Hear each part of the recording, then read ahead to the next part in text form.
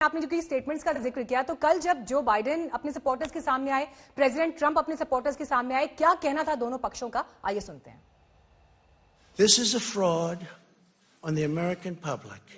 This is an embarrassment to our country.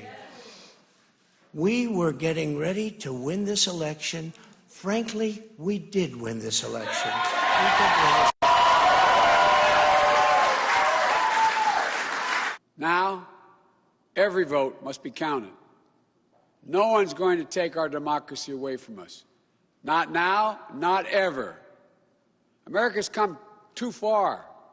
America's fought too many battles. America's endured too much to ever let that happen. We, the people, will not be silenced. We, the people, will not be bullied. We, the people, will not surrender. My friends, I'm confident we'll emerge victorious.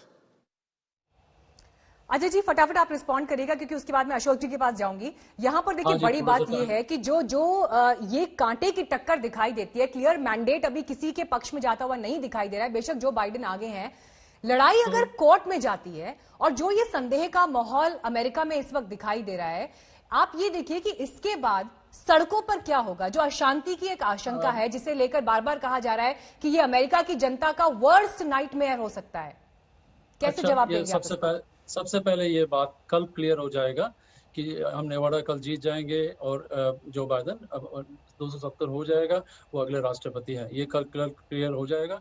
अपनी हार को छुपाने के लिए जो Trump कभी भी कुछ भी बोल सकता है, वो मनगढ़ंत कहानियां बना रहा है कि जब उसको हिस्ट्री में देखा जाए तो वो हमेशा ये कह सके कि अच्छा मेरे साथ मेल इन वोट फ्रॉड हुआ था, ये हुआ था, इसलिए मैं हारा था इलेक्शन तो वो हार गया है। लेकिन वो लोगों को भ्रमित कर रहा है, कंफ्यूज कर रहा है कि ये मेल इन बैलेट, ये फ्रॉड है, ये फ्रॉड है। अब जब वो कह रहा है कि मैं कोर्ट में जाऊंगा, तो कोई कहता है कि डेमोक्रेट जजेस हैं, तो उनको तो न्याय के भी ऊपर भी भरोसा नहीं है। वो हर तरह का कंफ्यूजन करना चाहते हैं। 70 मिलियन लोगों ने जो बाइडेन को वोट दिया है और ट्रंप को नकार दिया है, उसके फेलर्स को नकार दिया है, और ये पूरा मजबूती से हम ये चलिए, दोनों पक्षों के ये अलग दावे हैं। अशोक सज्जनहार जी, बड़ी बात यहां से ये कि जिस तरह से अभी जो ये टक्कर दिखाई देती है, ये टकराव की स्थिति जो इस वक्त अमेरिका में दिखाई देती है, अभी कौन आगे निकलेगा इस पर संशय है। लेकिन बड़ी बात ये कि जो ट्रांसफर ऑफ पावर, जिस तरह से सत्ता का हस्तांतरण जो होना चाहिए, उसमें जो ये टकराव दिखाई दे रहा है, ये अमेरिका के भविष्य को किस दिशा में ले जा रहा है? ये ग्रेसफुली क्यों नहीं हो पा रहा है? के लिए ठीक नहीं है, और पूरी दुनिया में अगर हम देखें तो वो भी ठीक नहीं है। परंतु फिर बिल्कुल जब राष्ट्रपति ट्रंप आए हैं, वो और उसके बाद उनसे पहले भी जो पूरी अमेरिकन सोसाइटी है बहुत ही पोलराइज्ड हो गई है, बहुत उसमें ध्रुवीकरण आ गया है और उसमें बिल्कुल डिविजन्स आ गई हैं इन द मिडिल। अब जैसे उन्होंने कहा है, जो बहुत ज्यादा वो बहुमत लेकर आए हैं, 70 मिलियन लोगों का सपोर्ट है। तो देखिए, ट्रंप साहब को भी 68 मिलियन का सपोर्ट है, ऐसा नहीं है जो उनको कम सपोर्ट है। उनका सपोर्ट भी 2016 से ज्यादा बड़ा है।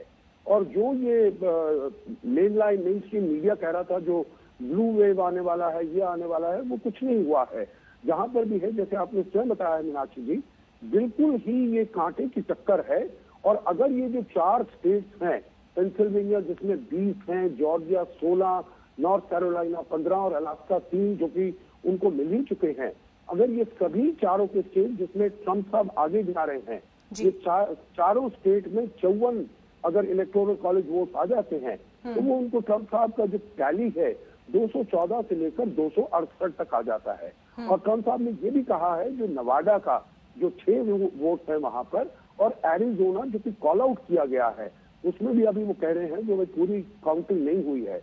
मिशिगन को भी आपने बताया या किसी और आपके पैनलिस्ट ने बताया, जो उसमें भी अभी प्रश्न चिन्ह आ गया। हालांकि it was called out Michigan का, और उसमें 16 इलेक्टोरल कॉलेज वोट्स हैं। तो देखिए, अभी मेरे ख्याल से things are still up in the air. वहां पर कोर्ट में जाकर निर्णय होगा। परंतु ये जो तरीका है जैसे ये जा रहा है, और जैसे कि उन्होंने बताया, जो आखिरी मौके पर ये कुछ रूल्स में चेंजेस लाए गए हैं, वो भी ठीक नहीं है। क्योंकि बिल्कुल एक सर्टेनिटी होनी चाहिए, एक प्रेडिक्टेबिलिटी होनी चाहिए।